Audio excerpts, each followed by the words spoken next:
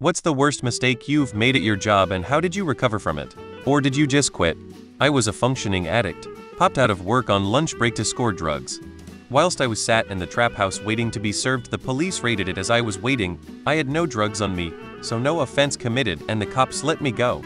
Returned to work, sat at my desk for the rest of the day in silence. My worst mistake was taking my current job, and I'm actively looking for another.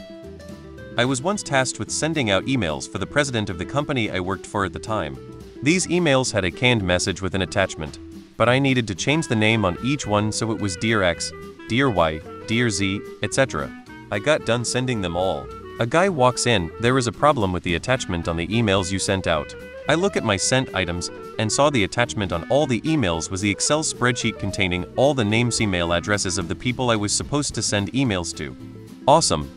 I once sent an email meant for a coworker venting about a client directly to that client. Realizing the mistake, I immediately called to apologize, explaining it was a moment of frustration and not reflective of my professional attitude. They appreciated the honesty and apology, and luckily we moved past it.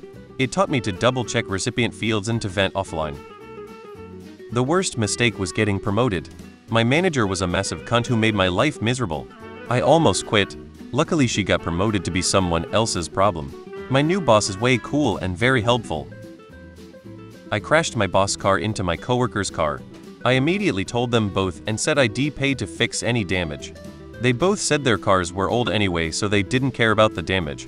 I worked there for another 6 years and didn't crash any more cars. The worst mistake I made in a job is staying too long with a company that didn't value me as an individual and employee. I lost serious time, which I can never get back. Never made a mistake in my job because I never got caught. I once sent an email to the wrong recipient. I promptly apologized and clarified with the correct information. It was a learning experience, not a quitting offense. I forgot to charge a customer for their HOI premium and almost got their HOI cancelled. I work at a mortgage company. My manager resolved it on the back end with no consequences to the customer. Gave me guidance on how to prevent it in the future. It was all okay. I trust my management to take care of it. I'm still at that company 8.5 years later. I'll post the reason why I asked this question. I recently made a mistake at my job which actually cost my manager their job because they took the fault. And I feel absolutely devastated because I could have ruined someone's livelihood. I feel like quitting every day and I become stressed and anxious when I think about it. Reading the replies from everyone here has been so heartwarming, and it's provided some relief to my own feelings. Thank you all, I appreciate it so much. Mixing up crucial deadlines, I communicated honestly, rectified errors promptly. So, there's a program called Exclaimer that attaches signatures to emails within a business based on certain criteria. You can set it up so that people in building A get one signature, but building B gets another. For example, in my company, there are multiple child divisions and they all have their own criteria and set up for the signatures. I found out, when testing the system one time, that if someone uses one of the example signature templates and just clones it across, then they are still linked to it. So editing an example template will edit all templates linked to it. Managed to change 3,000 user signatures by testing things owned up to it, and someone else got it fixed as he was unable to provide me with an example of what the signature should have been before editing. 2 days later, the next big issue happened and we moved on to never speak of it again. I once asked the wrong woman on a date due to my difficulty remembering names and faces. I had been chatting with Vicky during school lunch breaks, but mistook Marie, whom I had only met once at a cookout, for her. Despite the mix-up, Marie agreed to accompany me to an event.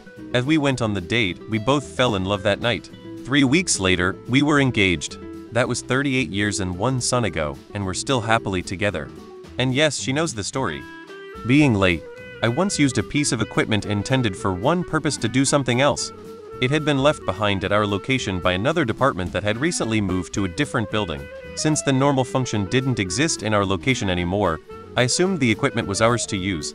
Someone did end up using it for that particular function as a one-off situation, and it was contaminated, which could cost a lot of money. Luckily, it was caught in time. In my defense, I had never been told that equipment was strictly used for its original function only until after this incident. Worst, mixing up emails with important info. The name shortcut took one of our customer instead of our CPO. I tried to recall it, but I was too late. Good thing it made no sense to the customer. Another girl was sending a series of printed letters to customers, except she mixed up all the destinary vs the negotiated priced offer, which is different for all customers. The following week, all of them called to complain how come other customers got better deals. She was not even sorry, she got fired quick. I told the wrong things to the wrong person. And yes, eventually I had to quit. A few years ago I was making quite a few updates to a live database using SQL.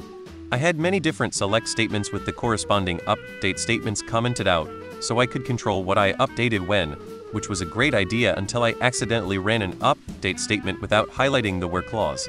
The dreadful feeling you get when you see almost a million rows updated when it should have been only around 100 makes your stomach drop.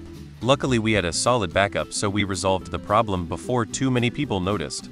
That was the day I was taught about SQL transaction statements. Had a guy much higher up the chain than me who had a name like John Jacob, where both first and last names sounded like they could be a first name. His emails appeared as Jacob John. Despite knowing damn well how our email names were formatted, I referred to him as Jacob very regularly in email correspondence.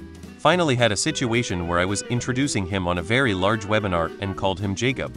He popped on to talk and went, "Hi everyone, I'm John from XYZ. Now I just avoid using names if possible."